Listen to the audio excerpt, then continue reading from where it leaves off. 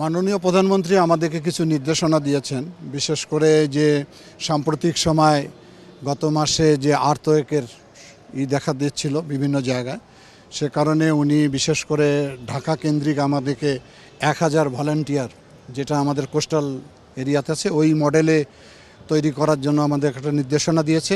বিশেষ করে ওই সময় লোকজনকে অ্যাসেম্বল করার জন্য ঢাকা শহরে বিভিন্ন খেলার মাঠ, স্কুলকে চিহ্নিত করতে বলা হয়েছে আমাদেরকে, এবং আরও কিছু নির্দেশনা দিয়েছে কিছু ইকুইপমেন্ট দ্রুত গতিতে যাতে আমরা প্রকিউরমেন্ট করতে পারি, এবং অ্যাওয়ারনেস তৈরি করার জন্য অন্য অন্য মন্ত্রণালয়ের সঙ্গে আমাদের কাজ করার নির্দেশনা দিয়েছে। এগুলো নিয়ে আমরা কাজ করে আগামী 11 তারিখ আবার আমরা বসে এটার ফলো আপ দিব।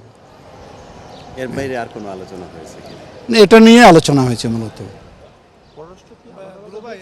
না, পররাষ্ট্রটা আলাদা, আমাদের শুধু আমাদের মিনিস্ট্রি নিয়ে আলোচনা হয়েছে। এখন পর্যন্ত ভূমিকম্প বা যদি এরকম আল্লাহ না করুক ডিজাস্টার হয়, সেক্ষেত্রে আপনাদের আসলে এটা ক্যাপাবিলিটি কেমন রয়েছে সবগুলো?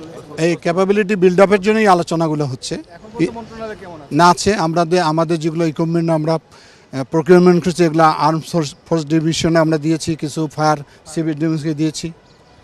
মানে সারা দেশের যে এই মন্ত্রণালয়ের মাধ্যমে যে কাঠামোগত ছাড়াও আরও যেসব প্রকল্পগুলো রয়েছে, এগুলো কোনো নির্দেশনা আছে কিনা বা বিভিন্ন বিষয়ে আলোচনা হয়েছে? বিভিন্ন বিষয় নিয়ে আলোচনা হয়েছে, মূলত এই 3-4টির ব্রিফের সবচেয়ে বেশি গুরুত্ব দিয়েছেন উনি। সেই নিয়ে আমরা কাজ করব, কাজ করে আবার 11 তারিখ আমরা বসে আমরা আমাদের এই ব্যাপারগুলোকে নিয়ে কিভাবে আমরা কাজ করব সেগুলো সিদ্ধান্ত হবে। আপনার মন্ত্রণালয়ের পরিকল্পনা কি? এই যে পরিকল্পনা বললাম, মানে আপনি 180 দিনের পরিকল্পনার উদ্যোগ নিয়েছেন, সেগুলোর মধ্যে আর কি কি আছে? না 180 দিন তো সরকারের পরিকল্পনা, আমাদের মধ্যে যেগুলো আওতাভুক্ত সেগুলো আমরা করব।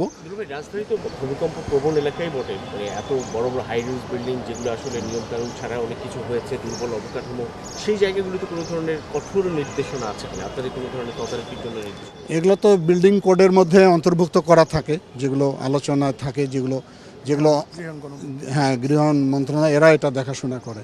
আপনাদের তরফ থেকে কোনো ধরনের পরামর্শ বা না, পরামর্শ তো আমাদের যখন জাতীয় যেটা আমাদের কাউন্সিল রয়েছে সেগুলোর মধ্যে এগুলো আলোচনা হয়। আমরা মাননীয় প্রাইম মিনিস্টারকে বলেছি, যেটা 2022 সালে বোধহয় একটা সভা হয়েছিল, এটা অল্প সময়ের মধ্যে আমরা একটা মিটিং করে আইনের আওতায় আনার জন্য আমরা বলেছি, প্রস্তাব তুলেছি।